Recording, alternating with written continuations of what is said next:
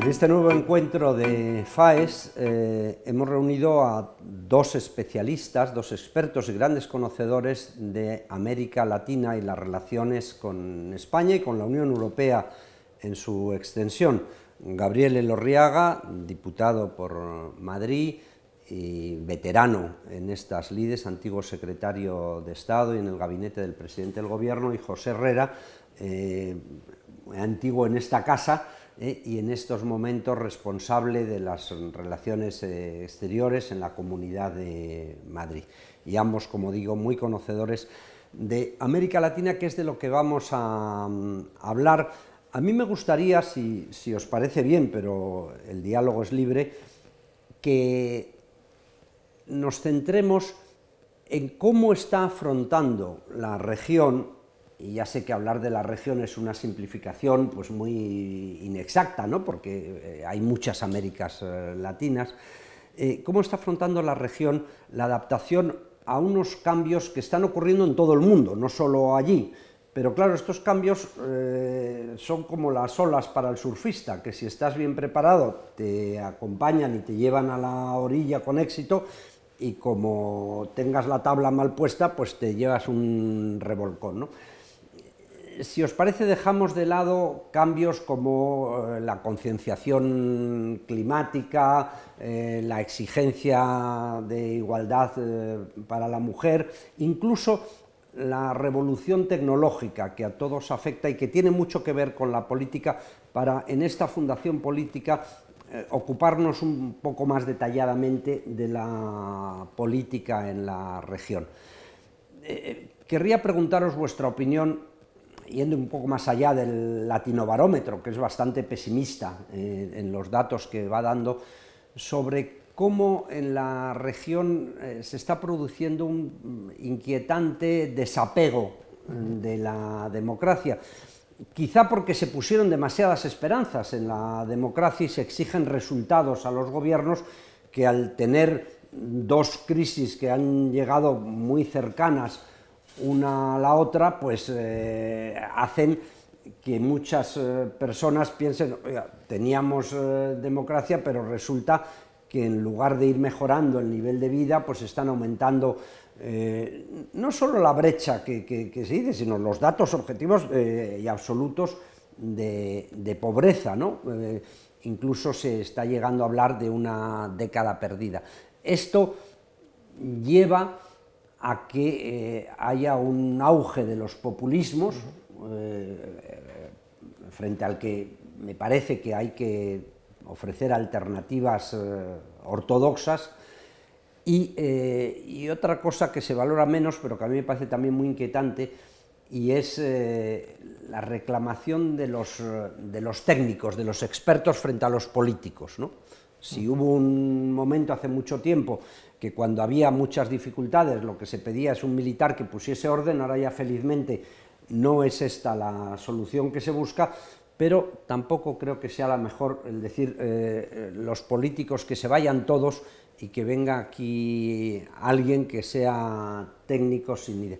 En esta fundación, donde lleva mucho tiempo teniendo en el frontis que las ideas tienen consecuencias y que las ideas cuentan, quería preguntaros a los dos cómo veis este panorama en América Latina, y luego podemos entrar en alguna cuestión de más detalle.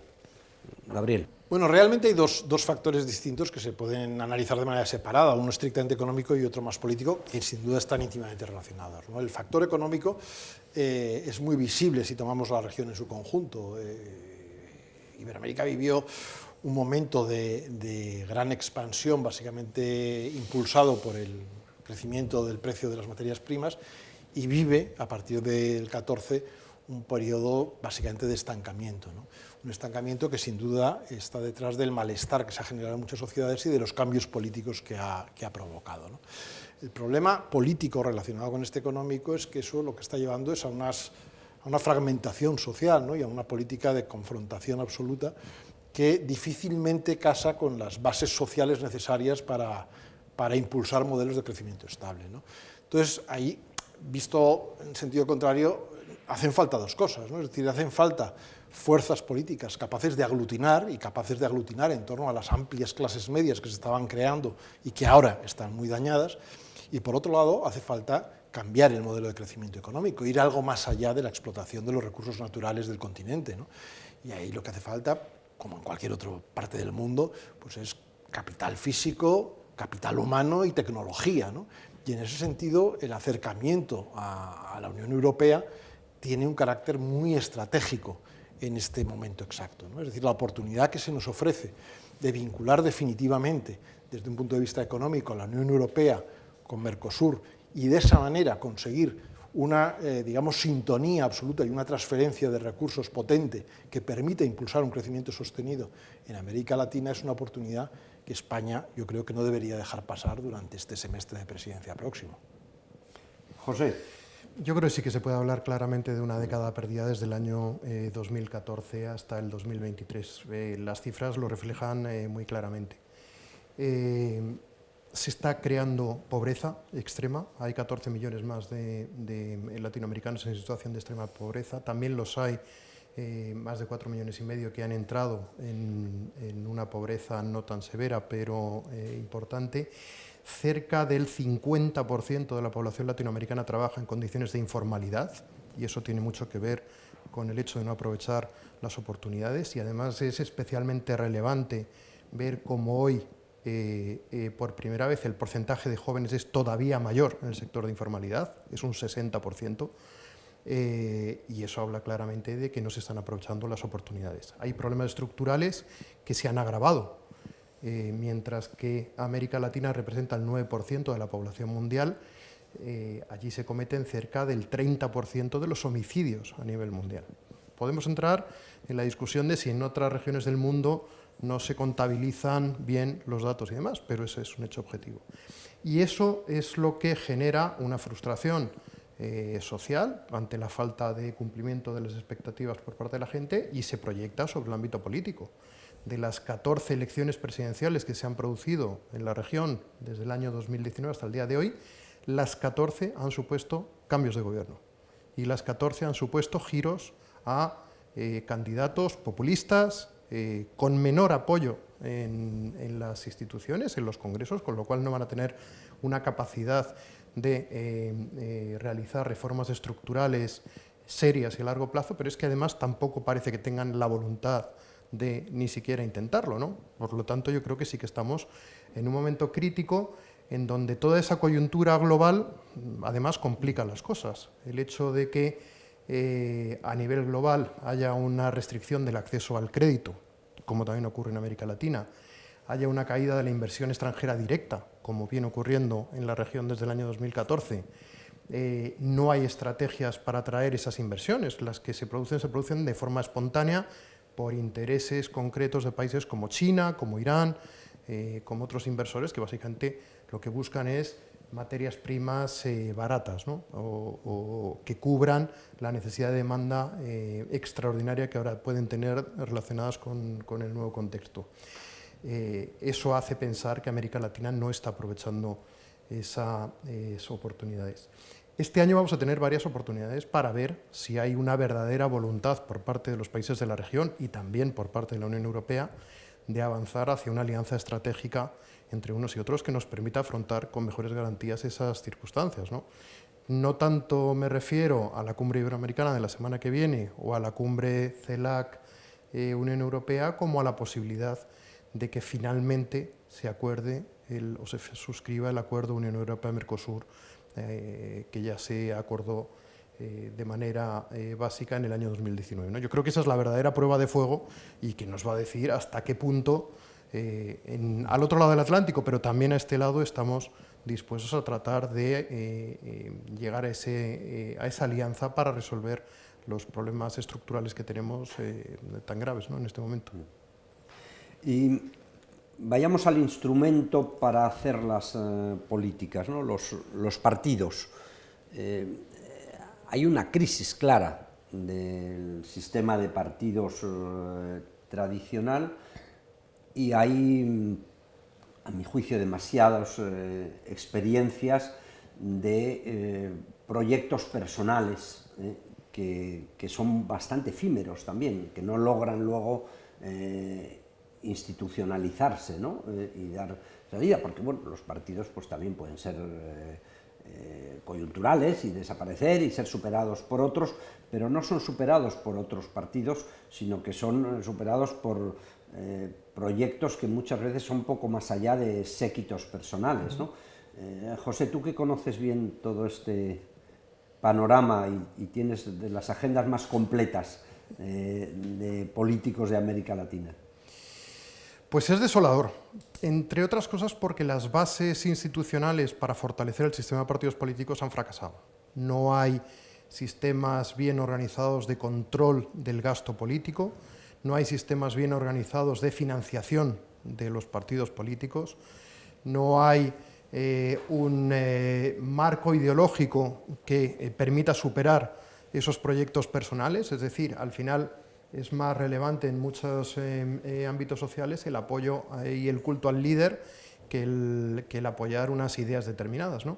Y eso tiene que ver con el sistema político. Al ser fundamentalmente sistemas presidencialistas en los que el papel del Congreso o de los parlamentos está devaluado, entre otras cosas porque los propios políticos se han encargado de devaluarlo el día siguiente de las elecciones, cuando en muchos casos cambian de partido o de apoyos por conveniencia. Incluso el día previo eligiendo a los candidatos a las cámaras. Efectivamente, pero también el día después. Sí, claro. Partidos de nuestra familia política, como por ejemplo el Partido Conservador de Colombia, 2 días después de las elecciones, sin ningún tipo de reparo, dicen que se convierten en partido de gobierno para apoyar a Petro, ¿no? Eso genera una desconfianza y hablo de un partido de una tradición democrática importantísima, ¿no? Yo creo que quitando el caso de Uruguay, donde sí que ha habido esa estabilidad, precisamente porque yo creo que muchos ciudadanos consideran que las dos bases de la estabilidad de su país es el constitucionalismo y un sistema fuerte de partidos políticos centenarios, en el resto de países estamos en una situación extremadamente complicada, ¿no? El modelo del Partido Popular Europeo o de la familia de los partidos conservadores, demócratas cristianos y liberales europeos, que en su día fue un referente, ha dejado de serlo, porque empiezan a ser mucho más atractivos proyectos de corte totalitario. De la misma manera que hemos desaparecido como actor en América Latina económico y comercial, o hemos dejado que ese espacio lo cubran otros países dudosamente democráticos, en el ámbito político está ocurriendo exactamente lo mismo. Y al final, cuando uno analiza, por ejemplo, las posiciones que se defienden desde el ámbito político en relación a la invasión rusa de Ucrania, te das cuenta que hay una atracción en buena parte del espectro político, desde la extrema derecha hasta la extrema izquierda, por movimientos de corte totalitaria o populista, ¿no? Combatir eso es muy complicado. Requiere tiempo, requiere un proyecto generacional, requiere formación política y de élites, si se quiere, especializadas y que tengan claro que la única posibilidad de desarrollo real del continente pasa por fortalecer la democracia, el Estado de Derecho y las instituciones, ¿no? Y los check and balances y todo lo que ello supone. No, es muy difícil, efectivamente, que ningún país consiga encontrar una senda de crecimiento si no tiene unas bases de estabilidad, y esa estabilidad que se proyecta sobre todo estabilidad institucional, estabilidad económica, estabilidad, seguridad, orden público, es decir, todo ese conjunto de factores que permiten construir a partir de ahí es lo que está siendo muy golpeado y lo que en el fondo está comprometiendo mucho el crecimiento. Entonces eso, claro, genera un cambio del debate, ¿no? El debate no solo en América Latina, también en Europa vemos reflejos de lo mismo con nuestras propias claves locales, ¿no? Pero que el llevar el debate político a un debate estrictamente distributivo, ¿no? Es decir, esto es lo que hay y el problema es quién se lo queda y si hay muchos de ricos, muchos pobres, no sé qué, es la negación realmente del debate estratégico de verdad, ¿no? Que es cómo siento las bases para el crecimiento. Y las bases para el crecimiento solo las puedo construir sobre partidos políticos o estructuras políticas muy estables, sobre programas muy de medio y largo plazo y sobre la generación de clases medias sólidas.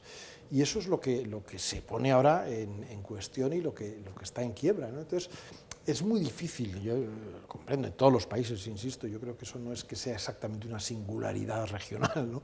Es muy difícil ejercer el liderazgo político suficiente para reconducir los debates políticos nacionales hacia donde deben estar, ¿no? Que es eso, es decir, oye, mire usted, aquí es que los debates son debates de medio plazo y las decisiones importantes, las estratégicas, son decisiones de medio plazo y que si no se les da continuidad en el tiempo, pues al final no sirven para nada, son efímeras completamente y por tanto fracasan, ¿no? Y para eso hacen falta instituciones y sin instituciones no es posible hacer política de verdad de bienestar en el tiempo. ¿Cómo se consigue eso? Pues claro, es muy difícil, es decir, hace falta liderazgos personajes políticos, hacen falta probablemente élites preparadas y capaces digamos, de comunicarse con las opiniones públicas de una manera fructífera y hace falta mucha determinación.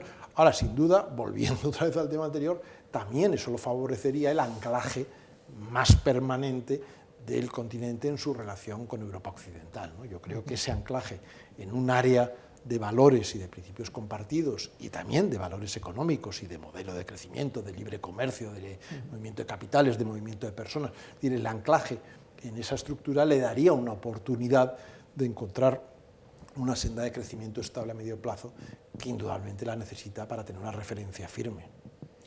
Hubo un tiempo que la colaboración entre España, por extensión Europa, con América Latina, fue muy fructífera. En el principio de nuestra transición hubo muchos países allí que también transitaron de dictaduras militares a regímenes democráticos. Recuerdo pues, lo que dice Sanguinetti, ¿no? Como para ellos, para la oposición uruguaya, fue decisiva la visita de don Juan Carlos al Uruguay cuando los militares no le dejaron en reunirse con la oposición y entonces él lo que hizo fue salir a la calle, no recibirles en la embajada, sino salir a la calle y fotografiarse con todos los opositores, y que eso fue decisivo para la caída de la dictadura militar y que se abriese la democracia, cosa que ocurrió también en la Argentina, en Brasil, en Chile, y en muchos de esos países se tomó también el referente español de hacer una transición inclusiva, diríamos, por tomar el título de la canción, ganar una libertad sin ira, ¿no? Sino mirando hacia adelante y no con revanchismo. Y eso de repente se ha perdido, eso, porque no era solo España, era también las fundaciones alemanas, nuestros amigos de la Konrad Adenauer o de la Hans Eyck, pero también la Friedrich Ebert, y había una relación entre los partidos españoles, el partido, la UCD en un principio, luego el Partido Popular y el Partido Socialista, incluso con las fundaciones, con los institutos estos americanos, ¿no? el republicano y el demócrata, de que había que fomentar la democracia en el sentido occidental, es decir, la plena inserción occidental de aquellos países con muchos intercambios. Eso se ha desvanecido bastante. ¿Eres optimista respecto de que pueda recuperarse? Porque lo que sí vemos es que el foro de Sao Paulo, de Puebla o de las distintas denominaciones que acaben teniendo los que son siempre los mismos, las expresiones estas del socialismo del siglo XXI, tiene una habilidad para cambiar de nombre que cada poco cambian. Tú que lo conoces bien. Yo soy pesimista por la fuerza de los hechos. Y pongo un ejemplo concreto. En el año 2003 la OEA creó un intento que a mí me pareció muy interesante para apoyar a la institucionalización de los partidos políticos en América Latina. Se creó un capítulo que dirigía una diplomática norteamericana en cuyo consejo asesor estábamos, por ejemplo, una persona de la Fundación Pablo Iglesias, estaba yo también, había personas de las 4 fundaciones alemanas principales, del IRI, del NDI, del NED, de USAID, y se llegó a hacer un modelo, digamos que una especie de carta de financiación de partidos políticos que fuera más o menos aceptable digamos que la Comunidad Iberoamericana, y de transparencia, de controles, con carácter de recomendación. Eso objetivamente tenía muy buena pinta. Al final, por un problema interno de la OEA, se disolvió esa historia 2 años después y no se ha vuelto a retomar, y hemos ido hacia atrás.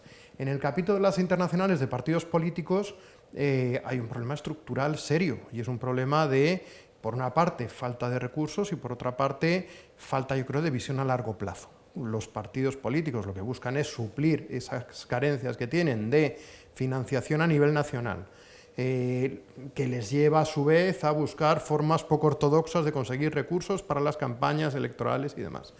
Y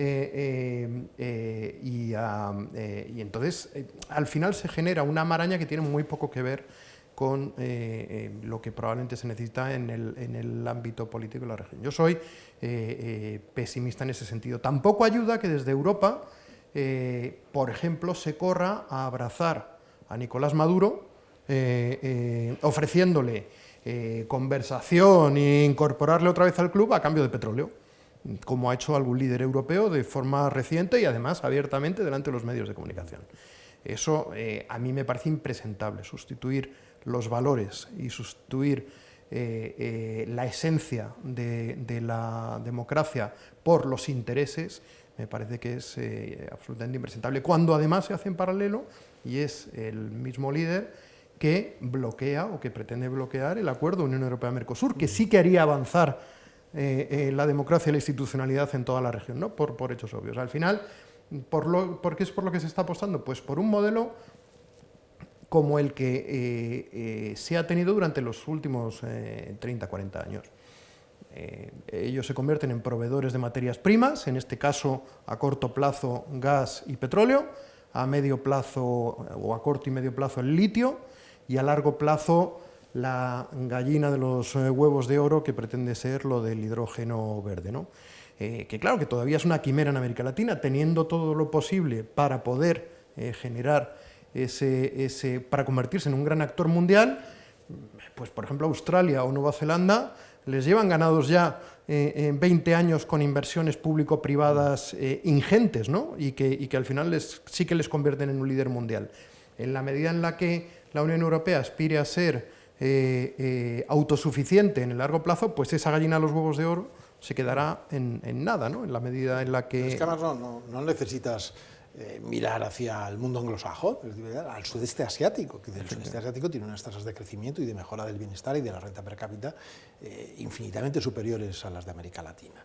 Y básicamente no se sabe muy bien cuál es el diferencial, al revés, tienen muchos menos recursos naturales, tienen muchos más problemas de densidad de población y sin embargo va encontrando su hueco gracias a la estabilidad y a la cercanía con áreas punteras tecnológicamente que van transfiriendo progresivamente capacidades tecnológicas para poder hacer inversiones locales, ¿no?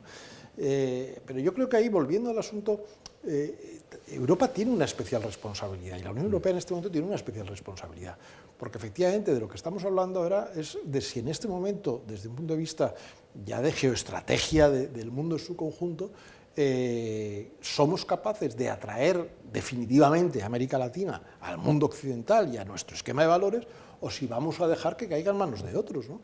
Y para eso yo reconozco que las cosas son muy difíciles, pero también los instrumentos están sobre la mesa, es decir, sabemos cuáles son y son decisiones a tomar por la propia Europa, ¿no? Es decir, la izquierda latinoamericana está en este momento en un momento absolutamente crítico, ¿no? Es decir, con 3 dictaduras de izquierdas, ¿no? en Cuba, en Nicaragua y en Venezuela, con unas izquierdas autoritarias, nacionalistas, ¿no? Estoy pensando en México de López Obrador, y luego, bueno, en Bolivia, y en algunos otros sitios, bueno, es una democracia, si se quiere, unas izquierdas más de corte socialdemócrata, en fin, con todos los matices, pero bueno, algo más tibias, por decirlo de alguna manera, y más fácilmente. Pero claro, esa fractura del debate político, ¿no? esa polarización extrema de los debates políticos locales, hace muy difícil que los países por sí mismos encuentren el camino si no tienen un incentivo claro para caminar en la buena dirección. Y tampoco, en fin, tampoco la derecha está en muy buenas condiciones, es decir, podríamos dirigir la mirada al otro lado y también veríamos cómo hay fenómenos populistas muy discutibles y muy comprometidos, ¿no? Pero insisto, una parte es qué pueden hacer cada uno de los países a partir de su realidad sociopolítica por, digamos, encontrar el camino, pero también yo creo que en Europa tenemos que hacer un esfuerzo mayor de autoexigencia en qué puede hacer Europa para, me atrevería a decir incluso, en su propio interés, ¿no? Por conseguir el anclaje de un continente en la zona en la que debe estar. ¿Crees, José, que la presencia creciente y tan activa de China en la región puede ser un acicate para que tanto los Estados Unidos como la Unión Europea se puedan espabilar? Debería serlo, de hecho ya está ocurriendo. A lo largo de este año ha habido visitas muy significativas de ministros de Asuntos Exteriores europeos a rondas latinoamericanas que hacía tiempo que no se producían, ¿no? En el caso de Estados Unidos exactamente igual. China ha aprovechado un vacío y lo ha aprovechado en su propio interés y es razonable que lo haga. No solamente para conseguir materias primas que necesita a un precio razonable, bueno, compitiendo con el mercado, pero además para hacerse con infraestructuras críticas, que son muy importantes. Por ejemplo, los puertos. Buena parte de la titularidad de los puertos iberoamericanos ahora tienen o están participados de alguna manera, total o parcial, por empresas vinculadas a China, ¿no? Eso es un interés que me parece legítimo de China, pero lo que me parece es que se ha desaprovechado la oportunidad. Hay que hacer inversiones estructurales. Por ejemplo, esos puertos van a ser esenciales si finalmente América Latina se convirtiera en una potencia productora de hidrógeno verde para conseguir la salida hacia el mundo de ese hidrógeno, ¿no? Pues bueno, no es lo mismo que el punto de salida esté en unas manos o esté en otras. Creo que todavía hay muchas posibilidades en las que hay que trabajar. Por ejemplo, sigue siendo una región, a pesar de la retórica, muy mal interconectada. Sí. Solamente Centroamérica es un disparate el hecho de que un transportista tenga que pasar por 5 puntos fronterizos pagando sucesivos aranceles y demás para llevar una mercancía, ¿no? O que un pasajero de una compañía aérea que tenga que hacer un trayecto, que al final es un trayecto como el que une a Madrid con París, tenga que pagar 5 veces por esa tarifa porque no se ha liberalizado ese espacio aéreo, porque no han sido capaces de llegar a acuerdos que son beneficiosos al final para el ciudadano. Yo creo que América Latina tiene muchas... Lo principal que podría aportar la Unión Europea, aparte de ese acuerdo de asociación, son buenas prácticas, porque objetivamente aquí se han logrado cosas relevantes, incluso en los momentos complicados de la pandemia. Volvemos a una cifra que es también muy llamativa. Con ese 9% de población mundial, América Latina ha tenido el 33% de las víctimas por COVID. Volvemos a lo mismo, a lo mejor en África no se han contabilizado, a lo mejor en algunos países de Asia Central tampoco, pero es un hecho que están fallando estructuralmente cosas que en otras regiones del mundo sí que están funcionando, ¿no? Y en el caso de Europa sí que tenemos algunas que yo considero que son buenas prácticas que les ayudarían a poder solventar algunos de los problemas estructurales de mejor manera, ¿no? ¿Qué podemos esperar del semestre de presidencia española, donde va a haber una cumbre de jefes de Estado de las dos regiones y donde el gobierno ha dicho que lo va a tomar como referencia? Yo recuerdo bien la cumbre que se celebró en la presidencia española, siendo Aznar presidente del gobierno, donde primero la cumbre se celebró en Madrid y no en Bruselas. Y segundo, se consiguieron muchas cuestiones concretas, entre otros los acuerdos de libre comercio, tanto con Chile como con México, ¿no?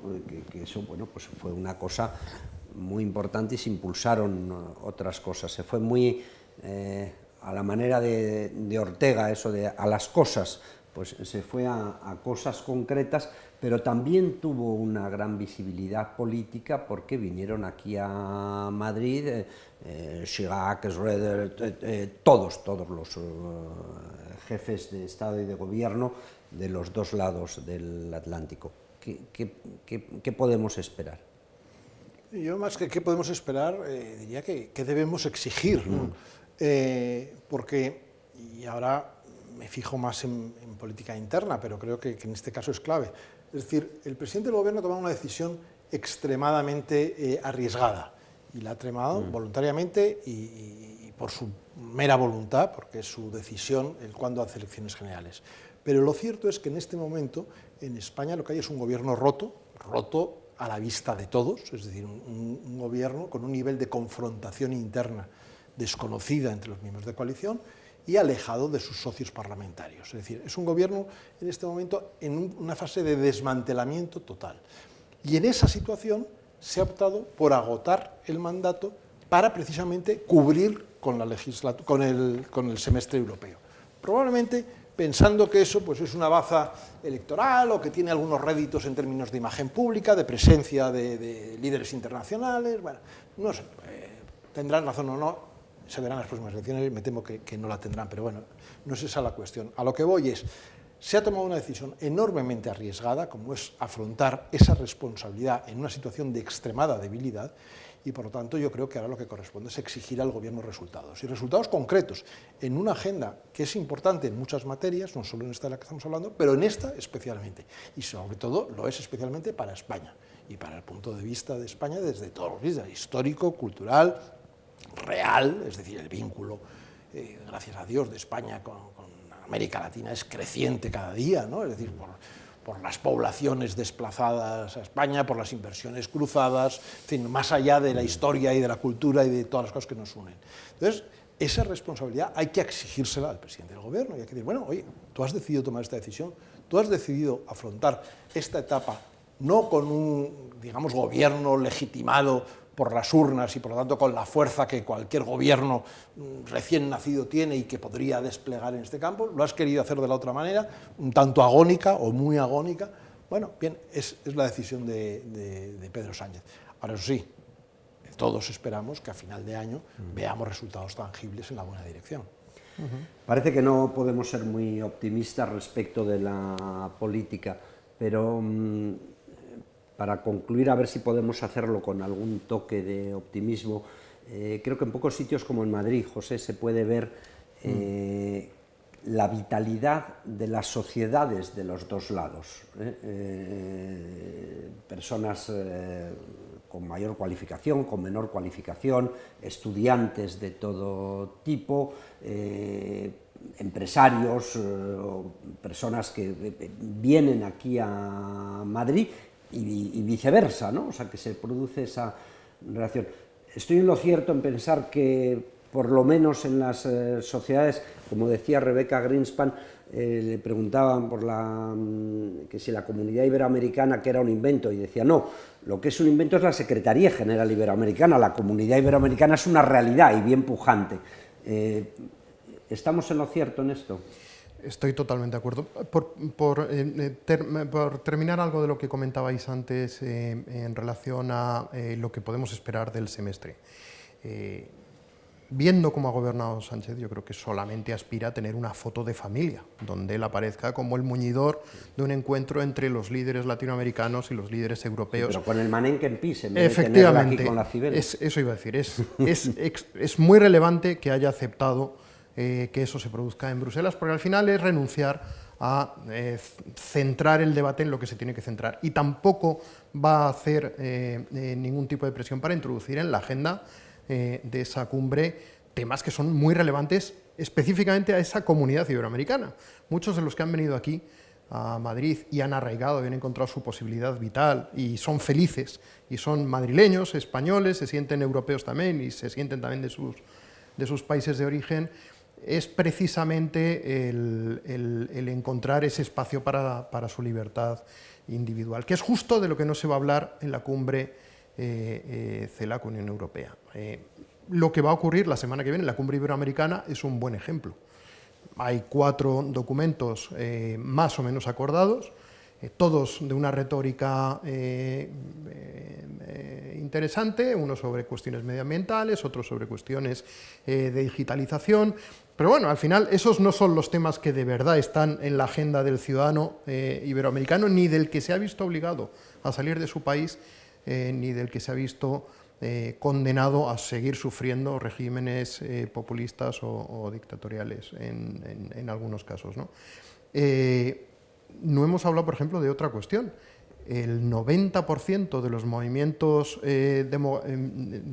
migratorios se están produciendo dentro de la propia Iberoamérica. Hay gente que está huyendo de sus países y está yendo a otros. De los 7,5 millones de venezolanos que se han visto obligados a salir de Venezuela, casi el 90% se han quedado en otros países de Iberoamérica buscando oportunidades y generando también unos problemas estructurales porque los estados no han sido capaces de dar respuesta a esas necesidades, ¿no? Madrid es el contraejemplo. La Comunidad de Madrid ha sido capaz, por una parte, de integrar un 20% de población adicional en los últimos 20 años sin ningún tipo de trauma, sin ningún tipo de tensión xenófoba o excluyente, sin que se hayan creado guetos. O sea, yo creo tanto para Europa como para América se ha convertido en un ejemplo y al final eso tiene que ver con las políticas que se han puesto en funcionamiento, que son políticas de apoyo a la libertad individual, de que el ciudadano tenga menos barreras para emprender.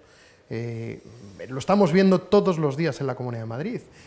Las personas no quieren en general que les den un subsidio, una paguita. Lo que quieren es que les den más libertad para emprender y poder poner en marcha, por ejemplo, su negocio desde el minuto número 1, ¿no?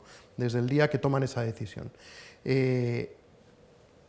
Estamos dispuestos a compartir esa experiencia porque a nosotros nos ha beneficiado. Madrid se ha convertido en la primera región de España que recupera las cifras previas a la pandemia y estamos en una posición ahora de poder crecer y convertirnos también en una de las regiones más punteras de Europa en muchos de los sectores, ¿no?, en los que estamos presentes. Pero eso no es una experiencia que queramos hacer exclusiva. O sea, de lo que nos sentimos especialmente orgullosos es de esa apertura, de esa tolerancia y de que Madrid es mucho más global que española, que madrileña o que localista, ¿no? Pues muchísimas gracias, Gabriel Elorriaga y José Herrera.